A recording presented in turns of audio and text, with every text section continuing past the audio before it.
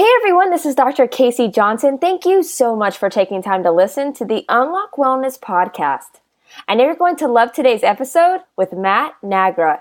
Matt is doing some amazing work, so I'm excited to have him on to share a story with you guys. If you've been loving the Unlock Wellness podcast, be sure to jump onto iTunes, subscribe, and write a review.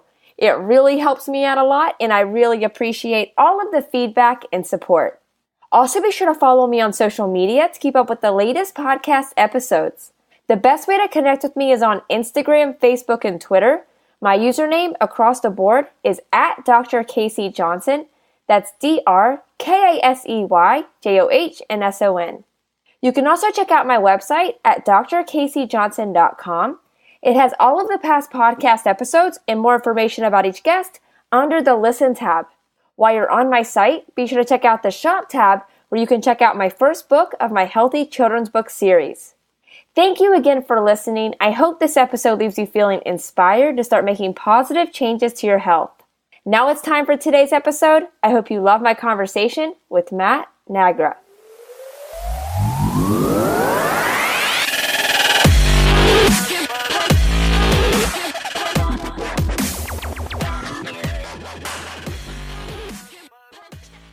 Welcome to the Unlock Wellness podcast. I'm Dr. Casey and excited for today's guest. I'm here with Matt Nagra, soon to be Dr. Matt Nagra. But Matt is a recent graduate of Boucher Institute of Naturopathic Medicine. He is a volunteer and contributor to nutritionfacts.org, which is an incredible resource created by Dr. Michael Greger, and is passionate about educating others about not only the nutritional aspect of going plant-based, but also for ethical reasons as well. So I'm excited for Matt to share his wellness journey as well as all of the incredible work that he's doing. So Matt, thank you so much for taking time to come on. I'm excited to have you. Yeah, thanks for having me. I'm excited to chat.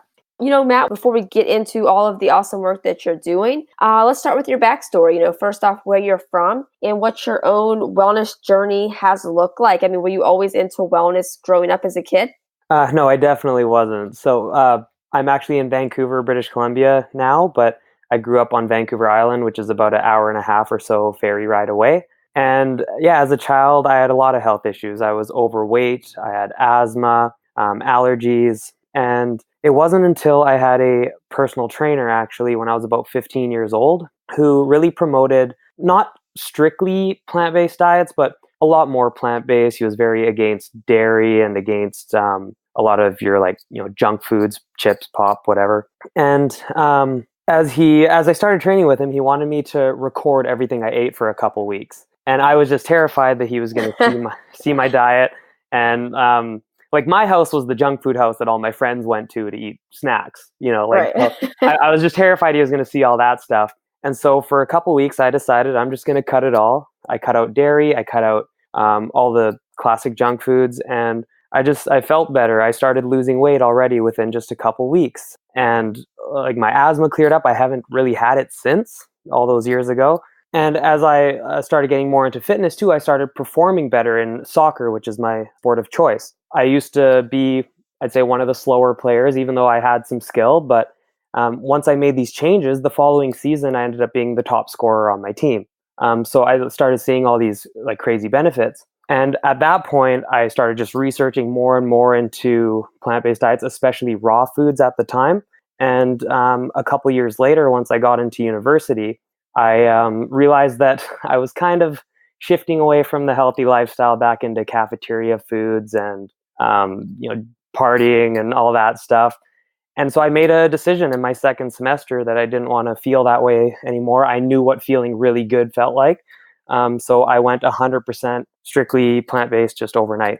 That's awesome. And how old were you then? You said very beginning of college? Yeah, so I was 17. Actually, I would have been 18 when I made the change. Nice. That's awesome. I mean, that's cool that you made it that young because a lot of people they wait till they get out of college. I know, for me, it was out of college and then I really started to dive into it, but it would have been incredible to know what I knew now, back then as well. It's just, it's just incredible to have that at such a young age. Oh yeah.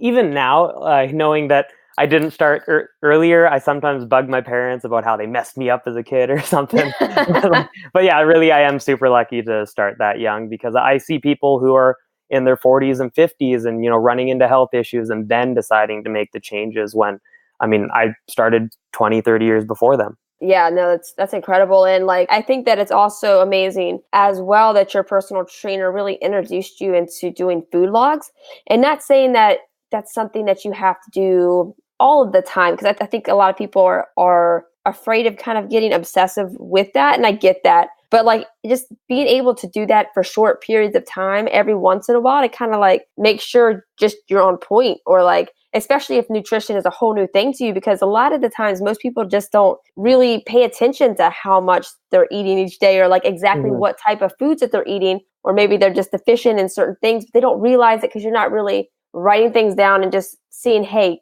could I be doing better? And not like, and like I said, don't be like, a year, just all of this, writing this down all the time, unless you're like a bodybuilder and that's a requirement, because I don't think that's necessary. But I think if you have like a few days every so often that you just like kind of check in, could I be doing better? I think that's just so valuable. Yeah. And we have lots of apps for that now as well. Yeah. And like I've spoken with Dr. Michael Clapper, who I'm sure you know of, one of the big leaders in the plant-based medicine world. He's huge on food diaries. Like, if a patient's coming in with some kind of issue, okay, write down next 5 days, everything you put in your mouth. Yeah. And people don't even realize what they're eating. Like if you survey Americans, it's the vast majority of them actually think they're eating a healthy diet.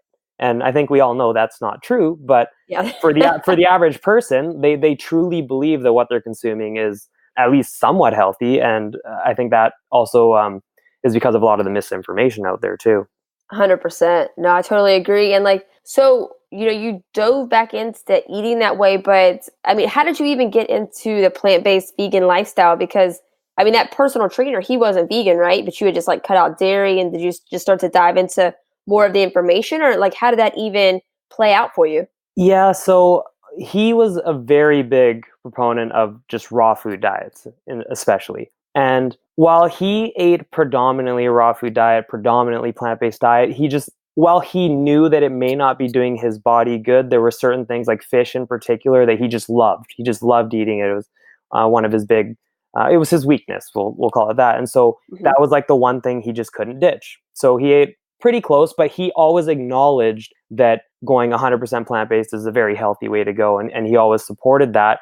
And he actually says that I'm one of the first, if not the first person that actually took his advice and really ran with it the way that I did, because he always used to tell me about how annoying it is as a personal trainer when, nobody takes your advice, but they want the results and everything. And I actually did it. Yeah, that's true. It's true. And you're going to be helping, and I know you already are, Matt, just helping so many people learn about this lifestyle and really just been a huge advocate for it. So, it all started with him, right? So, yeah, I'm sure that's rewarding for him as well. So once you made that change, I know you mentioned like skin, asthma, like all of those kind of things were issues for you growing up. Those things went away, right? So like, what kind of things did you notice once you dove back into it in college? Like, what were things that you maybe noticed right away? Was it like strictly physical, or did you notice anything physical at all? And as well as like mindset and just overall energy? Well, definitely energy is a big one.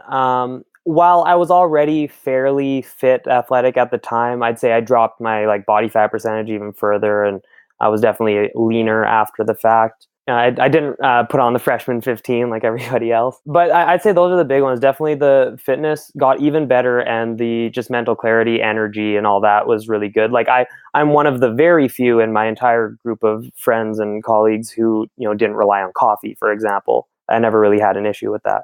Yeah, no, that definitely is very rare. So, like, once you started to go, because the reason that you did this, right, was straight just physical, right? Yeah. You like just the physical aspect of it. Yeah. When did you start to learn about like the other aspects of it and just the positive benefits that it can have on things like the environment or for animals? Like, was that just completely new concepts for you, or did you go into it knowing some of that? Maybe you watched a documentary beforehand or something like that. Yeah, so my trainer, I'm going to go back to him again. I think it was one of the summers from school when I came back home. I can't remember exactly when it was, but I had been plant-based or a vegan for a couple of years at this point. He told me to watch this documentary called Earthlings. And so... A tough one. I know. So I ended up watching that, and it's crazy once you see what actually goes on in these factory farms. And even at the time, having seen that, my primary motivator was still health. It still was for a very long time. Of course, at this point, I was really glad I wasn't contributing to that, but I wasn't really an advocate to the level that I am now of like animal rights and whatnot. That has come really in the last couple years. So I've been vegan now for 8 years.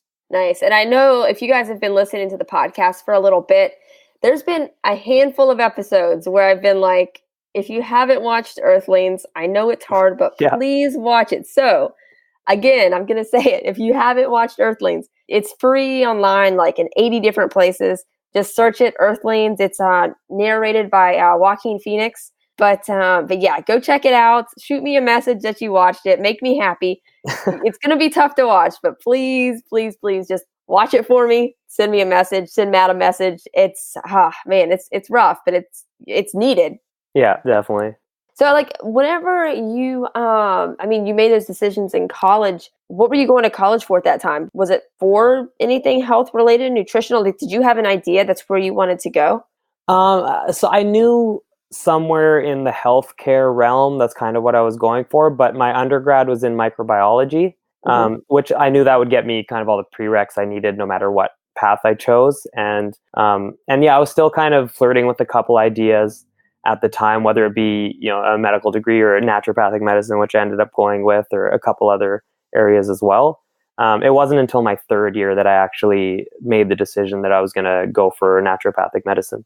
Nice. And like from there though, was it near like where your college was, or how was that process of finding the right place? Because are there a lot in like your area? I'm trying to think of if there's any. I'm sure there's close naturopathic schools near me, but is that a popular thing where you guys are in Canada? Yeah, so the West Coast especially is really big. Like, so there's us in Vancouver here, the Boucher Institute, and then down in Seattle, there's Bastyr University. In Portland, there's I think it's National University of Naturopathic Medicine, and then in California, there's another Bastyr University. So along the West Coast especially, but there's only 9 schools in all of North America. And only 2 of them are in Canada, one out here in Vancouver or just outside Vancouver, and then one in Toronto. Wow. Yeah. So, very small amounts for people to choose from. So, yeah, then that's incredible. Like, what does school look like for you if somebody is looking to go to naturopathic college? So maybe I'll give a little explanation of what naturopathic medicine is for people who may not be super aware. So in British Columbia anyway, and it'll vary province to province, state to state, but here we are considered primary care. So very much like a general practitioner. We can treat pretty much all the same stuff. We do have prescription rights here, so we can prescribe medications. But generally, our goal is to, promote a more natural healing or to support the body's ability to heal. Like, for example, reversing heart disease with a plant-based diet like Dr. Dean Ornish or Caldwell Esselstyn. Not saying that you wouldn't also put the patient on statins, but we want to work with diet, lifestyle, herbs, supplements, acupuncture. And we also, what a lot of people don't know is we do a lot of physical medicine. So physiotherapy type stuff or a lot of adjusting as well. That's amazing. Yeah. So just working with the whole body, looking for the root cause, not just covering up symptoms, which is incredible. And I love the paradigm. And just looking back on your experience through school, because you're fresh out, right? So what do you think maybe some of your biggest takeaways just from school, or maybe things that you learned that really blew your mind that you weren't even aware of just going into it? I think because when you think of naturopathic medicine or alternative medicine or, changing your lifestyle, a lot of the times we think that these results come over months, years, like it's a really slow process. And while that's true for many things, I also found that there's a lot of cases where we can get like instant results. Like if somebody's got some kind of food sensitivity or something and you do an elimination diet, like they see results pretty quick within a couple weeks. Or like you would know if you are adjusting somebody or working on them, loosening up muscles and whatnot, like they can walk out of the clinic feeling a million times better than they walked into it in just like a half hour, 45-minute visit. So I thought that was a big one. And actually the craziest thing is we get a lot of patients in our school clinic, especially, who have gone through the ringer already. Like they've seen a million different specialists. They've seen, their GP. They've seen so many different healthcare professionals, and then they're coming to see us. And like, we can't always help at that point, right? All these other amazing people couldn't figure out what it was, but just the fact that we have really long visits with these patients, like 45 minutes to an hour or even longer sometimes, we can at least, talk it out with them, focus in on certain aspects of their health and help them that way. Like counseling is a big part of it as well. No, that really is huge. I mean, because you look at an average doctor's visit, it's typically what, like, 5-10 minutes. You Yeah. kind of get a history, but you don't really. I mean, by that point, all you're hearing is, oh, this hurts, oh, that hurts, but you're not hearing, okay, this person has a stressful job. Like, they eat really poorly, they don't sleep, they barely drink water. Like, you really have to dive into somebody's history, and I totally get it, because I mean, for chiropractic, that's for a lot of people too. That's like last stop, right after they've gone to like pain management clinics, and so I get that, and like so much can be figured out, or like you can. There's so much more you can help if you actually hear the person out and you dive more into it, and it's not just like rush 10 minutes, you're out, here's a prescription. So no, I think that's incredible. Yeah, definitely makes a big difference. Yeah, so I mean, you just graduated. I know you were talking about you're doing a lot of work for contributing, volunteering for nutritionfacts.org. So how did that come about? How's it been going? And I mean, how's it really helping your own journey as well? So that actually started, I went to the Plant-Based Nutrition and Healthcare Conference in San Diego back in September. So it's a huge conference with like all the leaders in plant-based nutrition there. So they had Dr. Ornish, who else was there? Not Dr. Bernard this year, but Dr. Greger was there.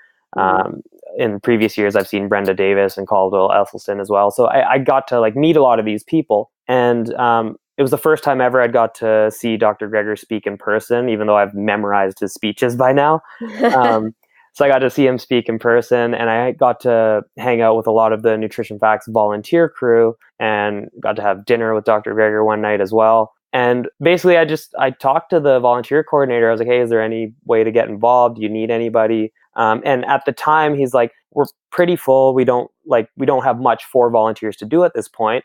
And then by the end of the conference, I guess after being around them for so long and everything, he's like, actually, we could use another person for our health support team. So what that is when people ask questions on the website, and sometimes they're super in-depth, sometimes they're pretty surface level questions, but they ask questions about whatever video just came out. And so I'll hop on and I'll answer some of those. And sometimes people post all their like blood work and everything. And I mean, we're not going to be giving medical advice over the internet, but we'll definitely try to point them in the right direction, or where they can find plant-based physicians around them.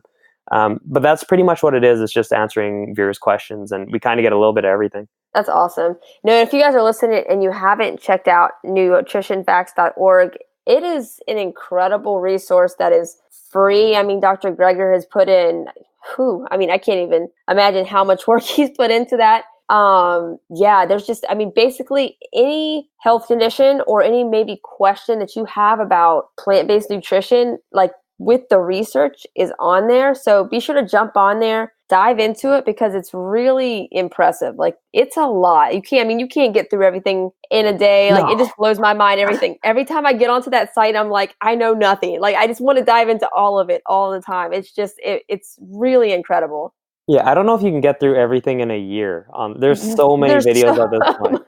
Yeah, man, like it's so impressive. So be sure to go check that out, everybody. But no, I love that. So what is your game plan? So I mean, you just finished up school. Like, are you going to go in to a clinic to work? Are you opening your own, or like, are you going to do consulting? Like, what's your game plan going forward? Yeah, so I graduated in June. I wrote my board exams in August, and then I went traveling in the fall. And then I actually went on the Holistic Holiday at Sea, the vegan cruise recently. Very jealous. Yeah, no, I signed up for next year. You should come. Nice. But then, so I'm actually just doing a little bit of that stuff right now. I'm taking the Cornell Dr. T. Colin Campbell Nutrition Studies course this summer online. And then I'm thinking of starting practice around the fall. I wouldn't be opening my own practice yet. I think I want to get a few years more of experience under somebody else, and then maybe work on opening my own. Like the long-term goal is to have a plant-based clinic with a bunch of other plant-based healthcare professionals. Yeah, no, I love that. Yeah, it can be super helpful for sure. Just like learning from some of these incredible people and just kind of figure out what you like and what you don't like and just learn along the way. So I think that's an amazing plan. And I kind of wanted to kind of go off topic a little bit. Yep. So I know that you were recently at the animal rights protest that was over in Canada. Yep. I know there was some controversy with that, right?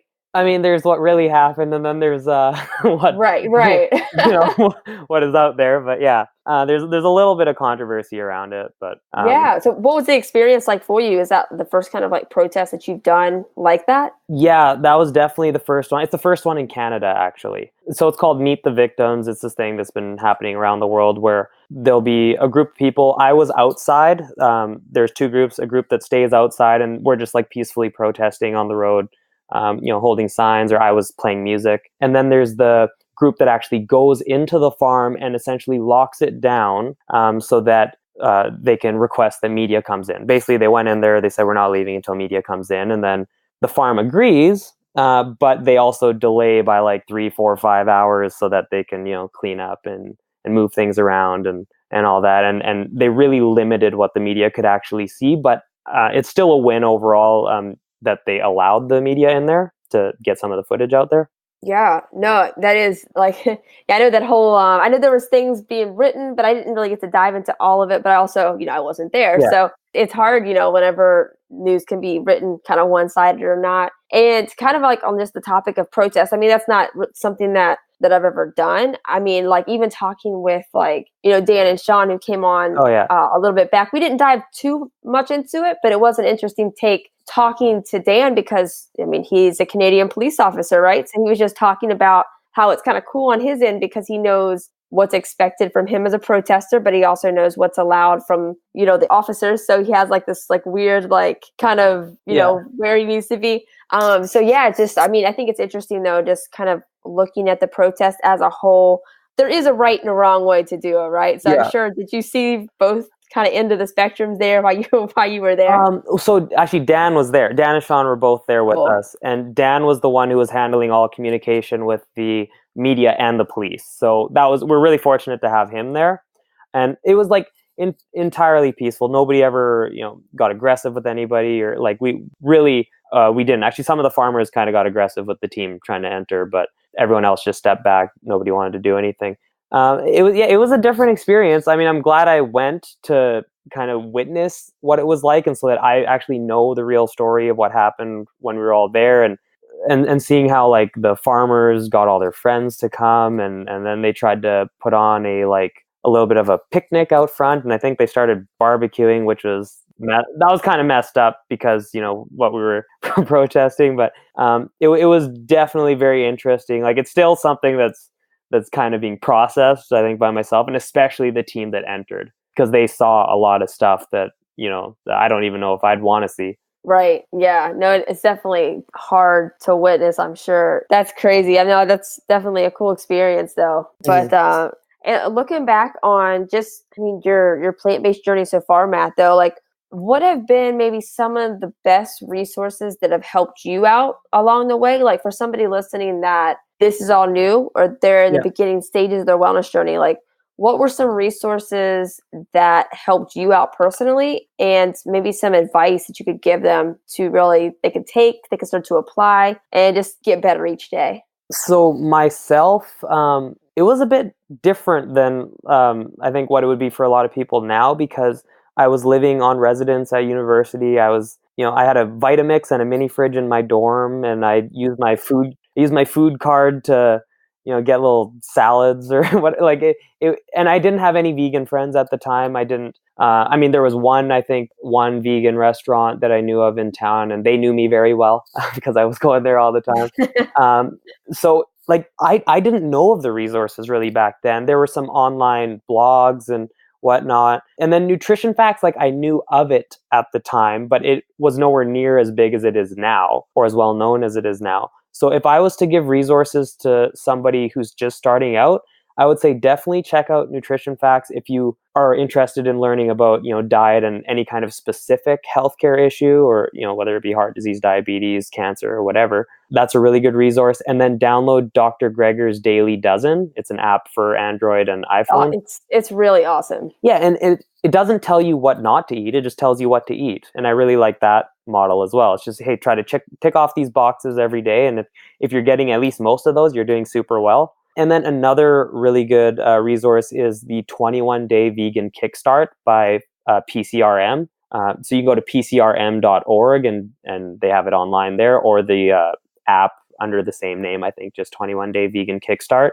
So those are really good. But I think the number one thing to do, especially if you're doing this on your own and you don't really know anybody, is just look up, whether it be on Facebook or meetup.com, some kind of vegan meetup, or maybe there's a vigil in your town, which is you're just standing there holding signs, raising awareness about whether it be a factory farm or slaughterhouse or something, and you'll just meet people that way. And I think that's the best way to kind of go about it, because you can learn from their experiences. And oftentimes I find that a lot of people who are coming to these types of things are fairly new to veganism. Like they've only been trying it out for, a matter of months, maybe a year at most. And you guys can kind of learn together and build really good friendships, because one of my closest groups of friends now are the vegan activists in Vancouver. That's awesome. No, and that's amazing advice, because, we are super fortunate now to have things like Instagram and other social media outlets that you can connect with people. And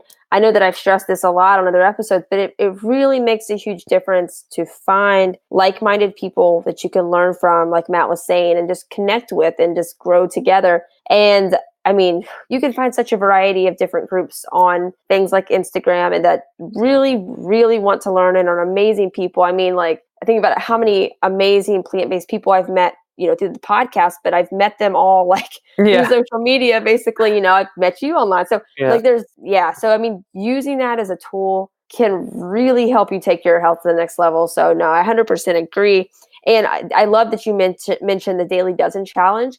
I know the Daily Dozen app Dr. Greger has in the App Store, because it really is cool. And just like the food logs we talked about, it really makes you aware that you could be eating more vegetables. I remember I did that, and I'm just oh man, I am so full, but it's, you know what I mean? But you wouldn't be eating that much vegetables typically, right? Unless you're being aware of it, but you feel so great. You're full, but you feel great, and you're it's like a sustained full. It's just a different feeling, but I loved it. And actually, I recorded a video of what I ate during the challenge and what I thought of it and stuff. So if you guys are interested in learning more about what that looks like, I have a YouTube video on my channel. Or if you guys follow me on Instagram, it's in my bio. When you click it, you'll see that there's a link for it. I did it maybe, I don't know, 6 or 7 months ago. So it's been there for a little bit, but it's super helpful just to download. Check it out. Check out the video if you guys want to see what that looks like. But no, I'm glad you mentioned that, Matt. Yeah, and actually, just to add to that about adding in veggies and whatnot, I like to think, and this is, I think, just great advice for anybody, is when you make a meal, just think about how you could possibly make it even a little bit healthier. So, if you're looking at your Daily Dozen app, maybe you're making pasta with tomato sauce, but you're a little low on veggies that day. So throw some broccoli into the sauce. Or, if you're making oatmeal in the morning and you want to tick off the flax, throw some of that in there. There's always a way to make your meal just a little bit healthier, just by simply adding one extra thing. So 100%. So that's something I do a lot now. No, that's amazing advice. I love that. That's super practical advice that you guys can start doing right away. I mean, there's always a way to make something a little bit healthier, a little bit better. And I mean, I know you've seen this with your patients, Matt, and just your own self as well. It's just making those small choices each day, and don't beat yourself up if you have a day where you mess up, or if you eat a little bit more processed vegan things that you probably should have, because we all have those days, right? So just don't this isn't about being perfect. It's just about gradually getting better, respecting the process. If you have a few bad days, if you go on vacation and you eat 80, Beyond Burgers, it's okay. Come back strong. So just don't beat yourself up, guys. This isn't about being perfect at all. But the more you just jump into it, it's going to get easier. I promise. But yeah, like, what do you think, I know you had like a student clinic, like you were talking about, what do you think maybe some of the biggest questions were, some of the biggest struggles people were kind of seeing day in, day out? Because like you said, that was for a lot of people their last stop, right? So maybe what are some common questions that you were getting by patients coming in? I found there's a lot of times when they want to like, what can I take for this, or and it's like, no, we got to make big changes here, right, to get the results, and it isn't always going to be instant. Although sometimes you do get the instant gratification, like I did with my asthma and weight loss and all that. But I think it was often like, oh, and actually a lot of what people had heard in, say, health food stores or whatever, like, what do you think of this supplement or that supplement, or Right. I got a lot of that kind of stuff, and especially about over the last little bit, the keto diet was a big topic, and a lot of people wanting to do that. Yeah, those are some big ones. Right. What would you like to say about your opinions on the keto diet? I mean, yeah, it'll provide maybe short-term weight loss, but long-term, there's no benefit versus, a standard calorie restriction. Or I just think if you're looking at short-term gains, yes, there are some you'll get from it, but long-term, probably going to be a bad idea. Nobody's really done it long-term. If you look at children who were on the keto diet for epilepsy, which is what it was originally designed for, I mean, a lot of them had really bad malnutrition. They had, stunting of their growth and all sorts of issues. And while it's okay to recommend, any kind of diet really to somebody if you have justification for it, I think it's a huge mistake, and actually a big problem that we have, where nobody's mentioning the side effects. Like, the keto diet absolutely has side effects, some very bad, especially long term, but they never get mentioned. And that's my biggest problem. Because if someone makes an informed decision and that's their choice, then fine, do what you want to do. But if they aren't making that informed choice, then I have a problem with it.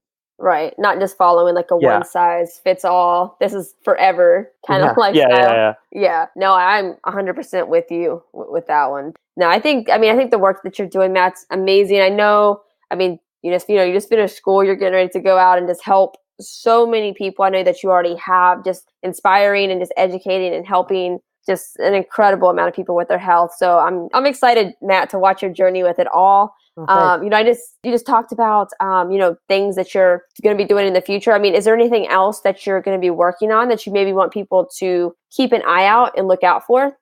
So yeah, actually, I mentioned I was taking the eCornell course, Dr. Colin Campbell's course on nutrition. For that, I actually did I got like a scholarship through them. So I actually wrote a couple articles for the Center of Nutrition Studies. Very cool. That will be, I've submitted them both. They should be published soon, I hope. One of them is just kind of my story, which we've talked about here anyway. And then the other one is on the blood type diet and whether I think it's scientifically valid or not. So those will be up on nutritionstudies.org in a little bit. And another thing I'm working on right now is one of my teachers, he was my anatomy and physical medicine professor throughout school. He has a series of textbooks, companies called Professional Health Systems, and they have like anatomy, botanical medicine, manipulation, physical medicine, all those sorts of texts. And he's now working on a nutrition textbook, and I'm writing a pretty significant portion of that. Nice. Yeah. That's really exciting. Yeah. So that's actually, I was just working on that earlier today. So very cool. Do you know when that's going to be coming out? It'll be next year, I believe. That's awesome. I love that. Well, congratulations. That's a huge honor. And yeah, so I'll be expecting my autographed textbook sent my way. For sure. That's amazing. Hey, let's circle back around to you were talking about your article on the blood type diet. Yeah. What were some of maybe the kind of cliff notes of what you came to find out about that? Because I know a lot of people are into that. So maybe just a quick overview of what that actually means and maybe a few things that you found, and then all of the rest of the details they can check out in your paper. So the idea of the blood type diet is that based on your blood type, certain foods, you digest certain foods better, and they react with your bloods in different ways. So one of the big things was lectins, for example, which I know there's the plant paradox as well, but they talk about how lectins caused certain blood types to kind of clump up or agglutinate in a petri dish. And like, sure, that's great, but that doesn't necessarily mean that's what happens in our body, because we digest these foods, we break them down, and you don't absorb them as is. And so the idea for the blood type diet kind of came off those kinds of experiments where they're doing things in petri dishes, they're seeing that blood reacts a certain way, and then they're assuming that happens in our body. Mm-hmm. But the interesting thing is, when the Dr. Diadamo, when he kind of got flack for all of this back in 96, in his first book, he actually says, I'm on year 8 of a 10-year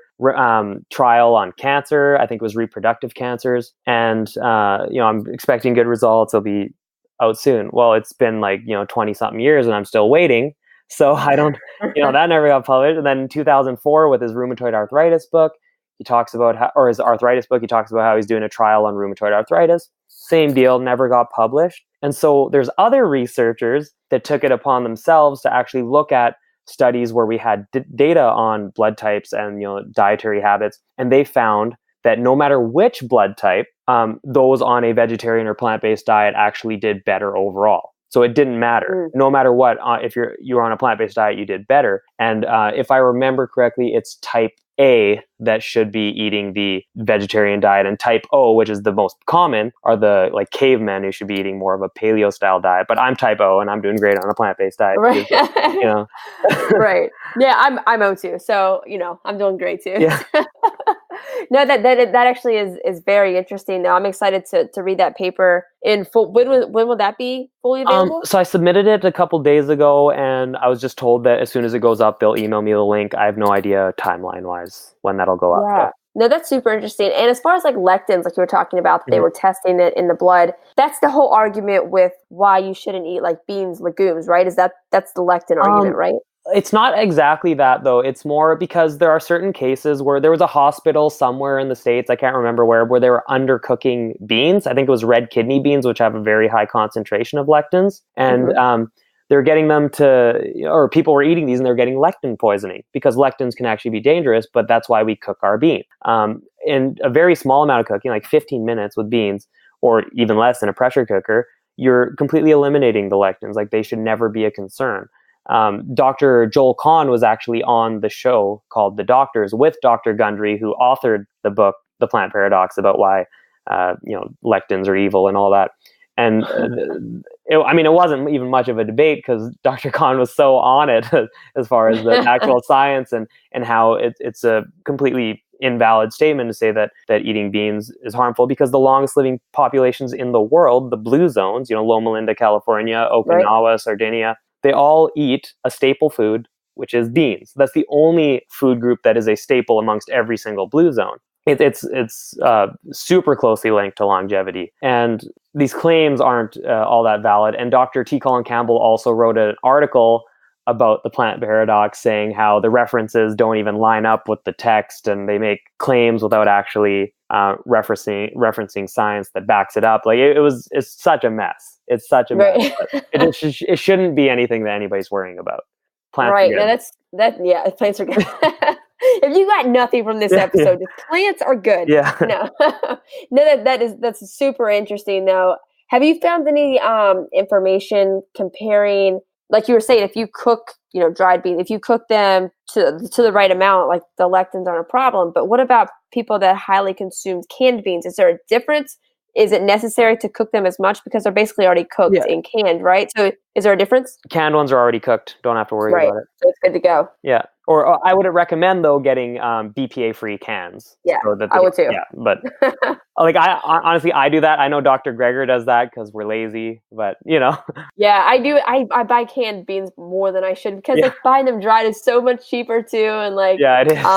It's so much cheaper. But if you're a parent, it's so easy to be like, hey, I'm just gonna open these. So but now I totally get it. So now with the Instant Pot, it makes it a lot easier to just cook them. It makes it so much easier. I love my Instant Pot. Thank you, Dad. Sent me one. It was a nice gift. Shout out.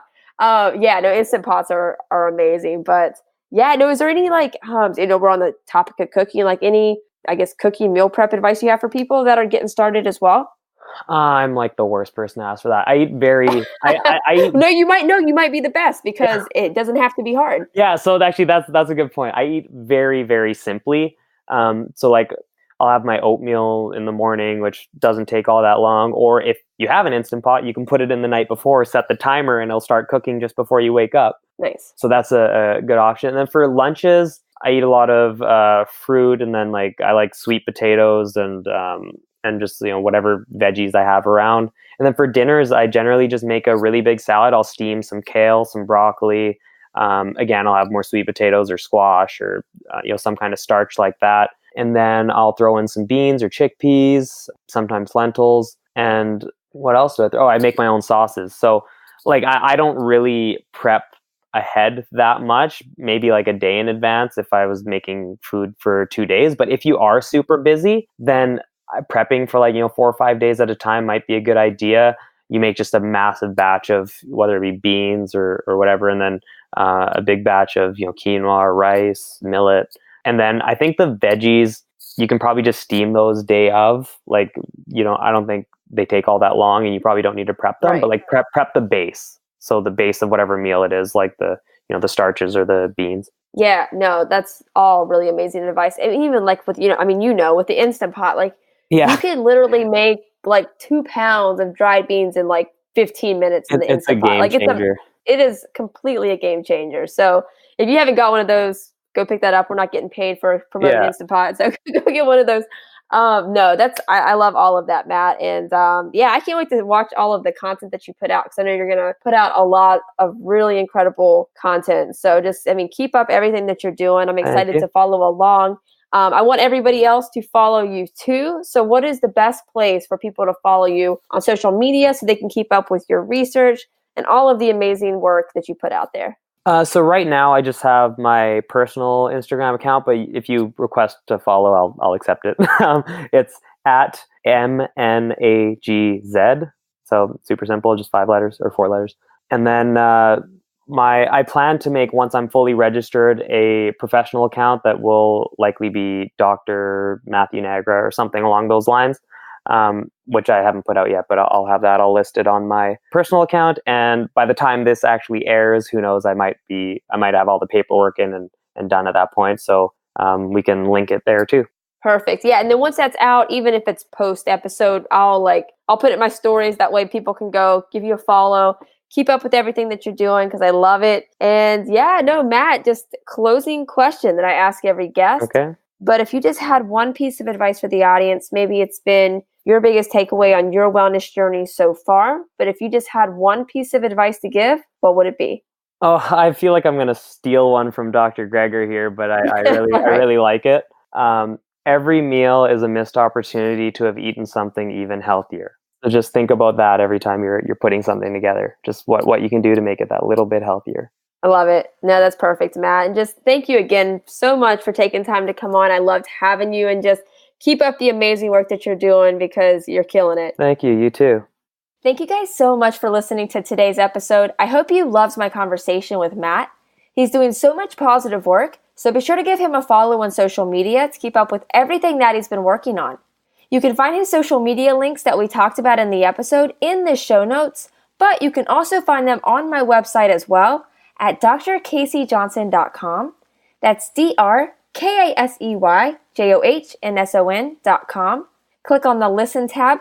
Then from there, you'll be able to see all of the past guests that have come on the Unlock Wellness podcast, read a little bit about each guest, and be able to click on their social media links, websites, all of that. So all of Matt's information can be found on my site as well. If you guys loved today's episode with Matt, be sure to jump onto iTunes, subscribe, and write a review. It really helps me out a lot, and I really appreciate all of the feedback and support. Thank you guys so much again for tuning into today's episode.